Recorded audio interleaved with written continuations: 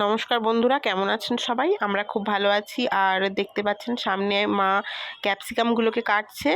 তো পাপা আজকে নিয়ে এসেছে আমাদের ভেড়া যেগুলো আছে তাদেরকে খাওয়াবে বলে। এই দেখুন গাজর, বিট আর এদিকে শাঁক আলু আর ক্যাপসিকাম, এসব আমরা আমাদের এই ভেড়াগুলো খাই, বুঝেছেন? যাই হোক, এবার দেখুন আমি ওপরে নিয়ে যাচ্ছি আপনাদেরকে। আর বিকেল হয়ে গেছে, তাই জন্য এই ছোটো ছোটো মুরগিগুলোকে ছেড়ে দেওয়া হয়েছে।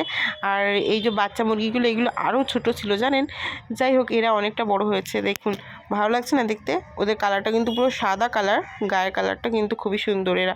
আর এরা দেশি মুরগি, বুঝেছেন? আর ভেতরের মুরগিগুলোকে দেখুন, ভেতরে একটা মুরগি আছে দেখুন, এগুলো বড় হয়ে গিয়েছে, বড় মুরগি।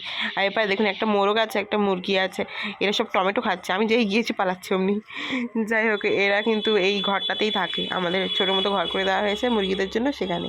আর আমরা প্রতিদিন দুটো টিয়া পাখি দেখতে পাই, দুটো নয় অনেকগুলোই টিয়া পাখি দেখতে পাই। আজকেও আমরা দেখতে পেলাম, আর তাই আপনাদের সাথে এটা শেয়ার করলাম।